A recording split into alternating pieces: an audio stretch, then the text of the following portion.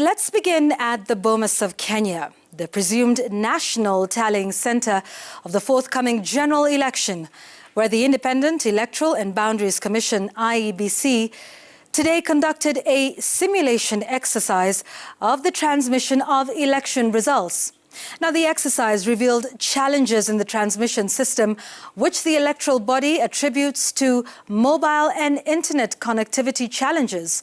Subsequently, the IEBC says it will have to procure more than 1,000 satellite modems to facilitate transmission of presidential election results from polling stations that they have flagged as lacking 3G connectivity that is necessary for electronic transmission of results forms to the National Tallying Center. Let's have our Sam Gituku with more on this report.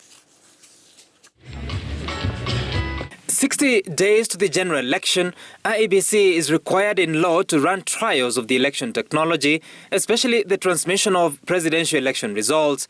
IEBC chose 2 polling stations from each of the 1,450 wards, giving a total of 2,900 polling stations.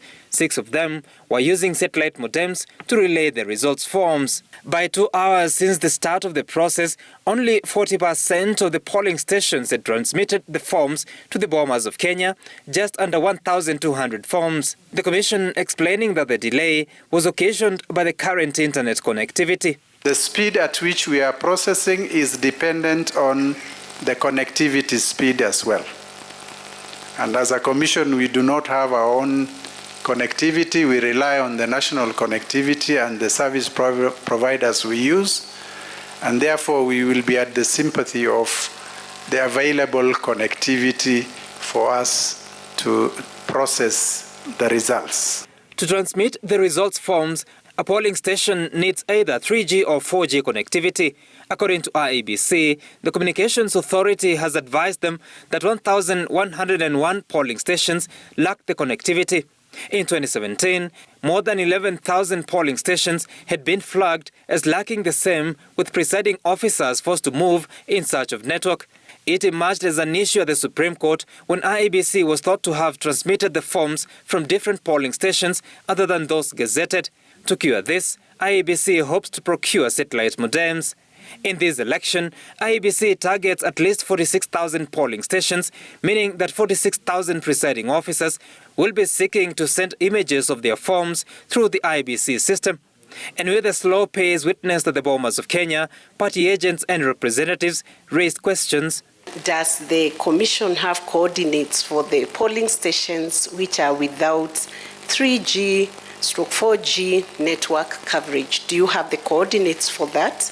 So if this is occurring in a simulation of 2,900 polling stations, how much worse when we are dealing with 47,000?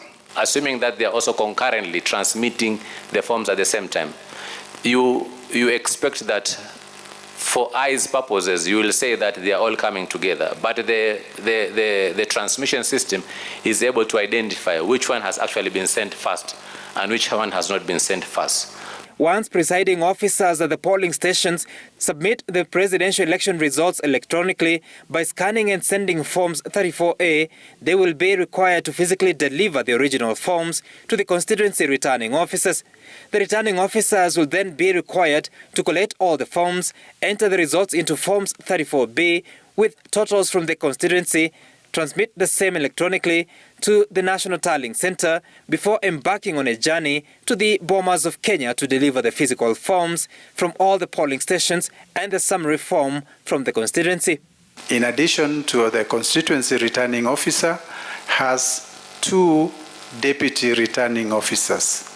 So there will be sharing of workload amongst the 3 officers to enable the returning officer to quickly dash and bring over the results. So they will readjust their times and work allocations so that at least the results are quickly brought to the headquarters.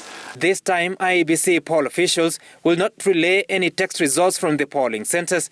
They will also not display election results at the Bomas of Kenya until they analyze all results received electronically with the physical forms, collect and tally before declaring the results at the National Tallying Center. Given the technological delays and the expectation for our constituency returning officers to deliver the physical forms for analysis, it may take more time, but IEBC takes comfort in the law. So before you come to Bomas, please have your result. Put your results together. We encourage candidates, please put your results together. Come, you can do the simple maths. You'll obviously know what you have got in the election. When you come to Bomas, come with your results so that we compare notes here. Again, because the law gives us 7 days, we are not really worried about the time. We will have all the time to receive all the documents so that we process the results accurately and declare them. IEBC now is required to focus on the challenges experienced in the simulation and fix the gaps ahead of the general election. Sam Gituku, Citizen TV, Nairobi.